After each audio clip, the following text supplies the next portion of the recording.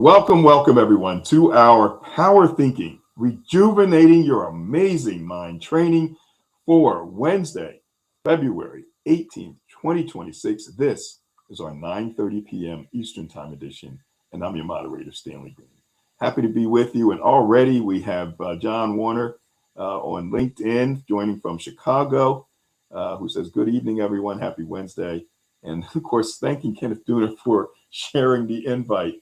So, and those of you who are on our phone lines and who've been with us since 2018 on our phone lines, super happy that you're with us. Feel free to hit that star 6 as we focus on these essential, absolutely essential skills of resilience for the tough times and for all times. And there's a lot of things that just all over the world as we speak, there are folks who can use what you are learning right now. Maybe people in your circle, family, friends. There's something that may have just happened, or something happened within the past week or so. Could have been a loss of a loved one, loss of a job, a simple disagreement with a loved one, a family member, or a coworker, any number of things, a car accident where someone was really reckless, or just that you were driving down the road and somebody cut you off and it just really spoiled your whole day. So you think these are the things that happen in life, and many, many more that we need to stay focused on, bounce back from. There are changes in the political landscape that swings back and forth. And, there's significant millions of people that like it, millions of people that don't like it, not only in whatever jurisdiction you're in, but in all over the world. So these skills are not just nice, soft, fluffy skills, but they're absolutely essential if we're going to move through life with a reduced level of negative emotions. We see a number of folks joining us on LinkedIn, and John Warner I mentioned. I see Jackie Hallberg and William Rochelle and Christy Williams. Others will be bringing your comments up, and as we go along, please feel free to comment there. Our folks on our phone lines, feel free to hit star 6. We'd love to hear from you as we focus this evening on, I just saw some text come through, but we focus this evening on challenging beliefs. This is our Power Thinking Resilience skill number 4. And I want to introduce to you and reintroduce to those of you who know her, and one of our newest, Power Thinking Corp mobile app users, just joined us within the past week. And really happy that she's on board, and that's Martha Lobos Amaya. Martha, thank you so much for joining us. We really appreciate you co-hosting this evening. Thank you so much, Stanley. I'm so grateful to be here and to see all the friends. I'm seeing the comments, but I can't look too much because then I get dizzy. So I'm gonna respond to you guys. I see you guys. But yeah, I'm really excited about having this conversation, Stanley. Thank you so much for having me. Um, and yeah, whenever you're ready for me to jump in, I'm ready. Do it. So let's lay the um, groundwork for everyone, because but this. yeah, Go ahead. Go so right ahead. for friends that don't really know me, or don't know what I do, I know this is something that came up. Like, what do you do? So I'm the founder of Connect Impact Hub, and what I'm doing right now is I'm providing volunteer services with local organizations who are referring members to me, and then I go out and find resources for them. So case management, housing navigation, healthcare advocacy, transportation, anything that you think a person may need to survive. Some people are falling behind on rent. There's a resource for that. Some people don't know that health insurance plans have resources they can be tapping into. So that's pretty much what I'm doing, is I'm bringing on all my skills and knowledge that I've gained through the years, and of course my education. And I'm going to be getting more education also. I'm just bringing it all in together into one organization, and that's Connect Impact Hub. How long have you had Connect Impact Hub, Martha? Yes, we're going to be going on 2 years. We went live in 2024. Excellent, excellent. So Yeah. that's a little bit about Martha. And you know what I love about this community, the folks who are part of Power Thinking and the Power Thinking app, that they're the helpers. These folks are helping other people, various areas of focus, but just about everyone is focused on uplifting others. And I'm going to put this little blurb up that Power Thinking helps the helpers to change the world, because you're all out there, Martha, and everyone else who joined us, doing what they can to make a change. They're what we used to call change agents, and I used to like that term because it's about changing, and we can help change people, and we can help change the world one person at a time. So let's get into what we're going to focus on. Again, it is power thinking, resilience, skill number 4, challenging beliefs, these deep-rooted beliefs, that limiting beliefs that may be holding us back. There are beliefs that are certainly serving us well. And many of these beliefs we learned, by the time we were 8 years old. But then there are beliefs that are not serving us well. And so, what I want to do for those of you who haven't heard, and again, those of you who have been with us for 7 years or more, what we do is help to reinforce, this framework of resilience. Uh, watch a sporting event or the Olympics, and if somebody had a tough time and comes out winning a medal, and they'll say, boy, I was really resilient, or the announcer said this person was really resilient. Um, it happens in life. Somebody loses a job and out for of work for a year, and they just kept going and kept going. They're really resilient. But what is it? Well, let me give you the background as to how we came across what we're doing and what this thing called resilience is.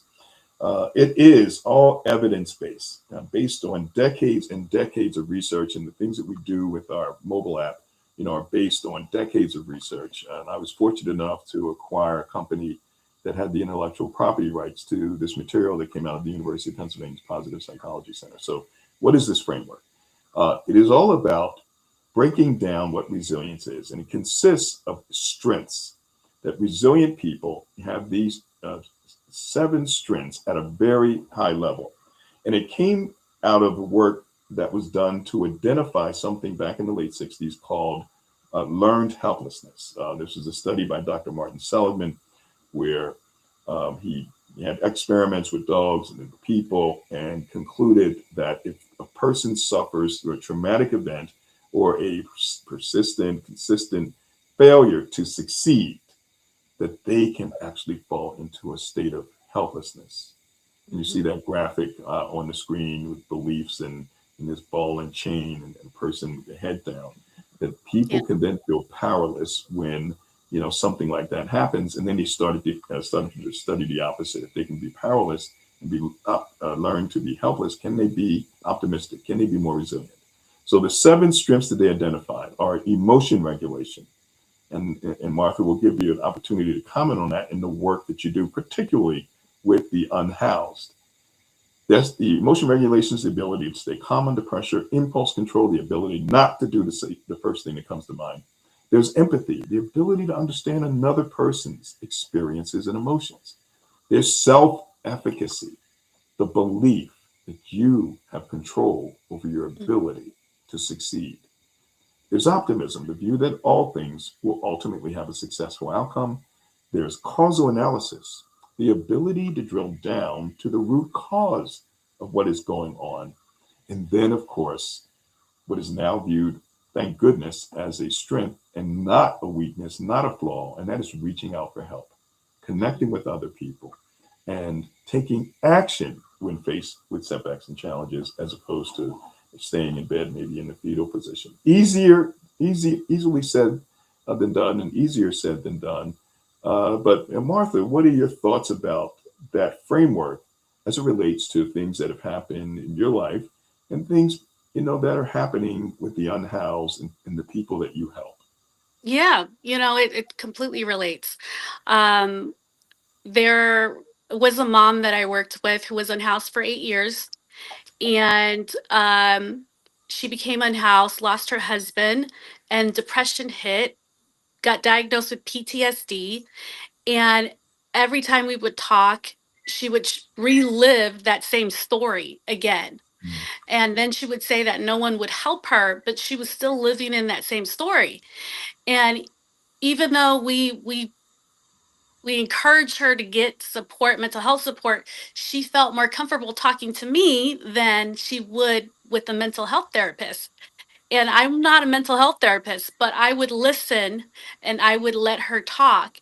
And then once she got comfortable with me, she finally started saying, okay, I do want that helps, that I do want that support. A lot of people don't talk about this, and I know I don't think I've touched base, but a lot of the in-house community, when they see us that are coming to support them and then we disappear, there's now that negativity mindset that steps in, or you're just going to waste my time. So there's so many emotions already. They're either hurt from family, then they're hurt from organizations that are coming and not doing what they're supposed to be doing. And then when anyone steps in, they're on alert. And so every unhoused person that's outside is dealing with a mental health crisis. Some of them are choosing to be out there and some of them are not. But the support, as far as organizations, there is just not enough people on the floor providing that support. I hope I Mm. answered that. Yeah. But Yeah. and then on a personal level, some of my friends know I've gone through my own mental health journey, and what I've realized is we should be tapping into our mental health primarily. That should be the number one focus. We cannot move forward unless we tap into that, because we can be stuck. And like this lady that's been living in her car for 8 years, Mm. she's still in that position and she's not moving forward. She's What? not moving forward. So, what are you think? Do you think are the beliefs that are She's not keeping good her enough. stuck? That Yeah. she's not good enough. So she's not good enough. She doesn't have her husband, who used to be the breadwinner. She doesn't have family she can count on. She doesn't have anyone. Mm. But there was obviously more to the story, because when you become unhoused, then you start finding, depending on who you are, some people will pick up substances, some people will pick up the alcohol, and there's different reasons for that. Hmm. Some people will find their community within the unhoused community, and some of them will go to church together. I mean, there's different communities. They're people just like you and I. The only thing is that they're finding ways to cope with their problems. And a lot of the time, not always, I don't want to say always, many of the times they do go to the substance usage or alcoholism. Mm. Hmm. So, I'm going to take you through the skills because obviously, if you go back to the inner strengths of resilience, for many of the folks, I mean, you have to actually go to them. They're not reaching out for help, if I'm not mistaken. And so that reaching out is a major, major issue. And they probably, if you, and in the app, and I know, Martha, you were going on the app and taking that evidence-based assessment, which Mm. measures where one is on those inner strengths, that reaching out may be a common challenge with folks who are unhoused and refuse to, to take a step up and may feel helpless, may feel powerless. Um, so what I'm going to do is going to take folks through the skills. And so every week we focus on a different skill. Today, it is challenging beliefs. There are Mhm. 7 skills that were identified by the University of Pennsylvania's Positive Psychology Center. And by practicing these skills, we can actually get stronger. And think about this, Martha, as it relates to the folks that you're working with. You can get stronger in those strengths. We can actually be in a position where we can bounce back faster. The first is called the skill of ABC, and that's the relationship between the adversity. So, in the case of the young lady, 8 years in living out of a car. So that's the adversity, and people usually go straight from the adversity to some type of emotion, straight from that A in the ABC to the C. One of the five, there are 5 big negative emotions. One is anger. All right. And some folks may be experiencing anger as a result of what may have happened to them, may have been evicted from their home or just lost a loved one and the associated income. So that's the belief that somebody violated your rights and you can't, kind of get out of that. Then there's guilt, the belief that you violated someone else's rights. There's sadness, the loss, just pure loss. There's embarrassment, the loss of standing in a group. May not have income, may not have a house or home. So now you feel embarrassed. And then, of course, anxiety, the fear of a future threat. And so, in that example, that adversity leads directly to that emotion. But what people don't realize in this ABC model, developed by and discovered by Dr. Albert Ellis, one of the fathers of CBT, cognitive behavioral therapy, the B is the belief about that adversity. If they turn the belief around, we can actually change the extent and the level of negative emotion that we're going to experience. Another is avoiding thinking traps. There are folks that are jumping to conclusions that things will never change for them, right? Jumping to conclusions. There's personalizing where they beat themselves up too much. There's externalizing where we're blaming others. We're minimizing the positive, magnifying the negative, and there are others. The third of the awareness skills, where we try to make people aware of those 50,000 thoughts that their brains are processing every day, 70 to 80% of those thoughts are negative, is detecting the icebergs. That's a skill. What is at the root of, what's going on with me? It's my beliefs. And what we focus on today is now pushing back on those beliefs, challenging the beliefs. Then there's putting things in perspective, calming and focusing, and real-time resilience. Martha, have you been able to help folks to challenge their own beliefs about, how they feel about themselves, about the world around them, where they can begin to see things a little differently and get the kind of help they need to get out? Have you Yeah, seen that? yeah, actually, oh man, I just had a case very recent. It was a mom with two adult sons who are living out of a van, and her daughter in Texas is living out of a car with her kids too. Hmm. So there's this mindset that can also be down to your kids. It could be spread down to the Hmm. kids. So it's so important. Like I can't like now I'm like advocating so much for mental health, Stanley. Like there's no like that's like my number one question. Like I always want to ask like how are you feeling today? Thank you, Jane. I know see Jane in the audience. Um, using my words soft and calm and my energy because sometimes I could be a little bit too much, a little hyper, but calming down and just listening in and then understanding like what brought you here. And then they'll start explaining to me what happened. And then this case, it was so similar to the mom's case. And I'm like, whoa, there's a lot of trauma going on here. And none of them are getting help for their mental health. Um, Right.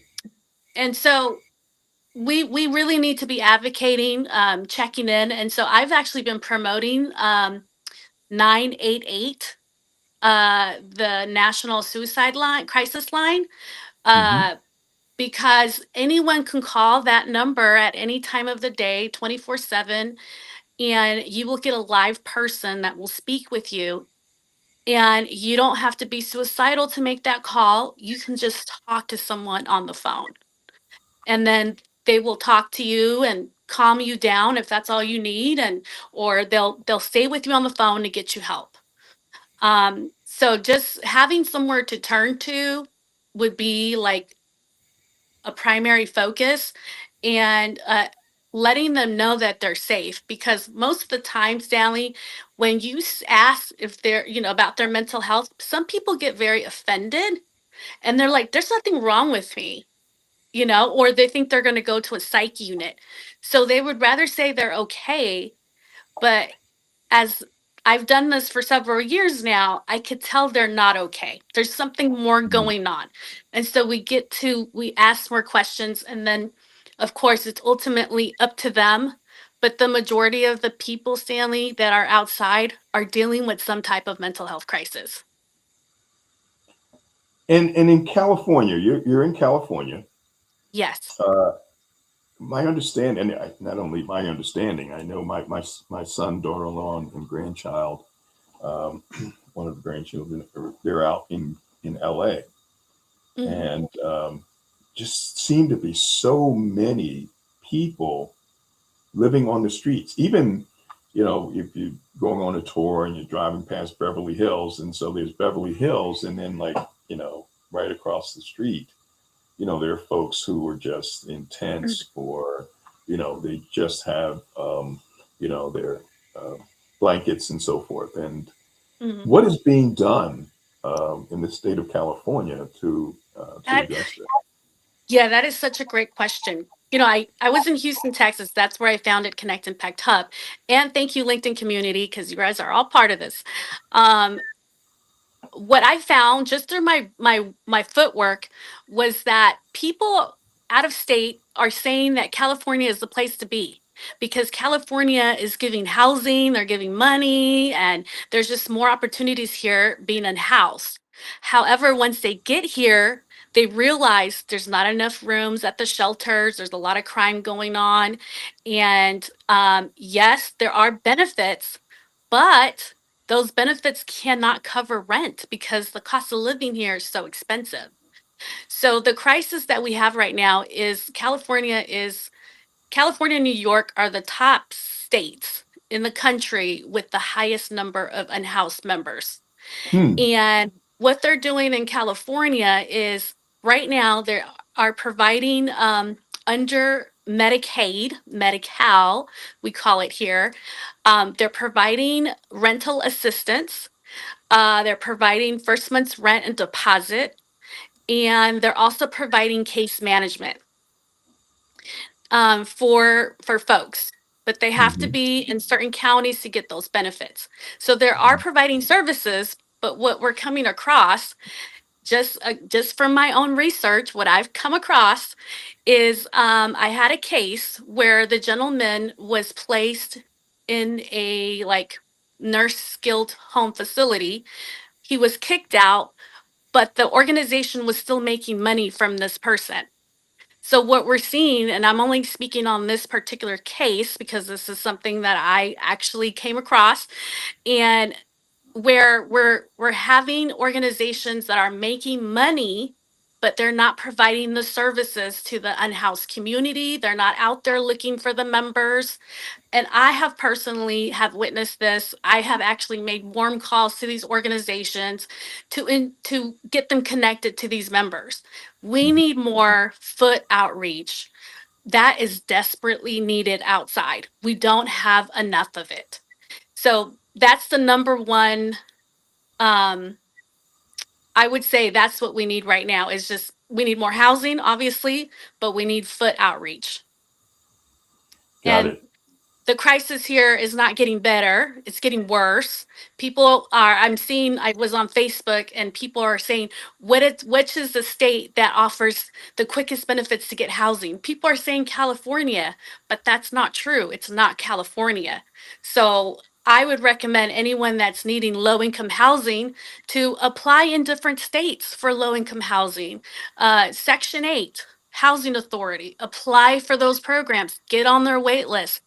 You can do that, but people don't know that. It's finding an advocate that's going to do it, help you do it, because some people are not knowledgeable, they're not tech savvy, they don't know how to speak. Like, they can speak, but they cannot get their details out as I could help them get their details out, or someone that has that knowledge. And that's why we have so many people that are missing opportunities because they don't have a phone, they don't have the right people that are actually doing their job. And that's why we see people out here on the streets. And I get really passionate about this, Stanley, I can because tell. I I can have tell. seen this so many times where this lady who's been living in her car for the past 8 years, she almost got housing, but Hmm. because her caseworker, and there was like a story behind that, but these are stories that we hear consistently, that I heard as a case manager, not just in Houston, Texas. I heard this in New York. Now I'm hearing it here in California because I did case management well, I did advocacy in New York, and it Hmm. still came with case management. So I've gotten a couple of states under my belt, so I kind of now understand how the process works and everything. And now I'm able to help people on a national level. Good. Well, let me ask you this. And William Rochelle did this, and I posted it on the screen.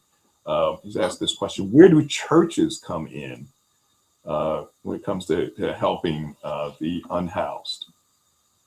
That's a really good question, Bill, for asking. Okay, so it depends. I know in Houston, Texas, there was an organization called One Star, and their faith, they were providing for men and women shelters, um, and then some churches will offer like financial assistance, but they call it something else, which I can't think of the name right now. But Hmm. unfortunately, the funding has always been an issue. They don't a lot of churches don't want people parking there because there's a lot of crime activity. And so they don't want to be responsible for that. So it's Hmm. I mean, it depends on the church. I mean, I can't really answer that. So it depends on the church. There's some churches that are active and there's some that are just not. They only Hmm. provide help for their members, and the help could be food pantry, could be clothes, maybe they can help financially, but it's not always there. So Hmm. yeah, Got it. that's pretty much what I've seen through my experience. Got it. Well, Gloria Hairston, by the way, who's been with us about 6 years now, going back to our phone line days, we put her comment up. Also, please do well checks with our veterans, and Gloria was a veteran, and other military personnel. They often suppress their mental and physical health crisis. Now, what has been your experience in Yeah. across folks who are unhoused who happen to be veterans? Yeah, I actually worked with a population of veterans who had just came out of prison. Mm. And they had been in prison for over 20 years. And uh, some of them were doing therapy, and some of them decided they just want to work. But the problem with that, of course, there's like a cycle that happens. It's like we have to keep feeding the mental health, positive things. Otherwise, we could go back around. So, encouraging as a case manager or advocate, encouraging your members to continue the care, but also it's a responsibility for the VA or for an organization who is getting funding through insurances, for example, for them to be consistent in following up with their members. Because we see a lot of they'll follow up for only a short period, which whatever they're getting paid for, and then if that runs out, obviously they stop, and then we're back again at square one. So we have to have more of uh, a system, because the system is there is a system, but that system is not consistent. It's a Hmm. broken system. And who's affected is the unhoused community. And children and seniors are now out there on the streets with their parents or the seniors. I got one who's a senior, he's an alcoholic. He's out on the street. He doesn't want to be at home. He would rather be Mm. outside in the rain or shine, just having his alcohol. He's happy Wow. there. Well, let's. I'm going to ask one last question, and thank you all for the comments. I've flashed them up, even if I didn't mention you. I've done my best to try to flash them up, but they just keep coming in. Martha, you're just drawing half of the LinkedIn community here, Ooh, and but I do thank you. want to go back to challenging beliefs. Mm, What is it that you have done to challenge? You mentioned the belief, the deep-rooted belief that many have that they're just not able or they're just not good enough. yeah. Well, What I'll can be share. done to challenge those types of beliefs? Yeah, I'll share a recent experience. Last one, I promise, because I know we're done or almost. Yeah. There's a young woman that I worked with who was a caregiver to her mom, and she happened to have an opiate problem. And she would consistently ask, she needed housing, no housing for her. And Hmm. then later on, I found out she had this opiate issue, and I was very transparent. I mean, there's ways we can approach people, and there's ways how we, I I don't know, the way I approach, I'm just real. I said, "Hey, how can you take care of your mom if you're high?" Mm, And she said to me, "Oh," like no one's ever said that to me. Like I was just mm, real. mhm, And she was like, "That's a really good question." She was like, I was like, "Listen, you get so stressed out, you go and get high, and then you come back home and you're supposed to be taking care of mom, right? But you mm, can't do that. So you'll need to make a choice on what you want to do, or someone else is going to make a choice for you. Adult Protective Services." And so what happened, I just found out. She actually admitted herself into rehab, and her mother is now in a facility where she's got a roof over her head, and so does she. And so we're going to be getting connected here to follow up. But she followed through. mhm. She needed someone to just tell her, like, I gave her a hug. Every time I would see her, I'd give her a hug. And I said, "You are beautiful." And some people Yeah, don't believe great, that. perfect. Wonderful. Well, I think Martha may have had a technical issue. She made it just about all the way through. Hopefully, she'll jump back in. But this has been, tremendous 30 minutes. We packed a lot in. You've packed a lot in. You've given some tremendous comments over LinkedIn. Really appreciate all of you. Must have been about 25 folks who have commented throughout the course of the broadcast. But as you can see, beliefs is at the core. They're at the core of everything that we do because we are what we think about. And those thoughts are driven by our beliefs. And so Martha's back. Martha, so I'm one last thing, if you can mention to folks what you found um, with the Power Thinking Corp app that can be helpful in the work that so you do. Yeah, I found it to be extremely helpful that I'm actually going to be sharing the live events with my members, because there are messages there that we need daily. And we need to keep feeding the mind. We need to learn our brain. We need to understand how it works. And if we don't have the money to pay for a therapist, for example, I'm not saying the app is a therapist, but what it does provide, it provides skills that I'm learning as I'm going still through therapy, but also through the consistency of continuing to work through my own issues. um, and so I honestly, Stanley, when I first seen the app, I was like, wow, this is amazing. I believe every mental health organization should be having your app to support their members. One therapy a week or a month, it's not enough. We need to be able to do it consistently, and that's what the app does. Great. Well, and that's because we're bombarded with messaging that's not to our advantage, right? It's like our young people, video games where it's shooting people up, or it's folks who are being body shamed on social media, and so we have to counter it, and in some small way, we're offering a light. And so, Martha, Yeah. thank you so much for being with us and Thank you. everyone who's joined us on the internet. I'm going to first say goodnight to the folks who are with us on our phone lines and at least acknowledge some of you. Thank you so much for being with us. Sharon Smalls and Carla Hill and Claudia Nesbitt and Calvin Patterson, George Clark, good to see you. And Bill Peterson, great to see you. Greg Jones, Pamela Gardner, and everyone else. Really appreciate you all. Make it a fantastic remainder of the week. And we'll see you again next week. Where I'll be joining you from Michigan, where I'll be on with their grandparent duty as my daughter and her husband celebrate her birthday coming up next week. She hits the half-century mark, folks. Take care, everybody. We'll see you then next week and on our platforms.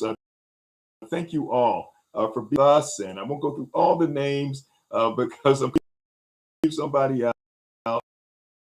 But Martha, again, appreciate you being with us. How can folks get in touch with you? Yes, connect with me on LinkedIn, Martha Lobo Samaya. I do have a YouTube, my name, Martha Lobo Samaya, and I also have Connect Impact Hub. So you can follow me there, connect with me.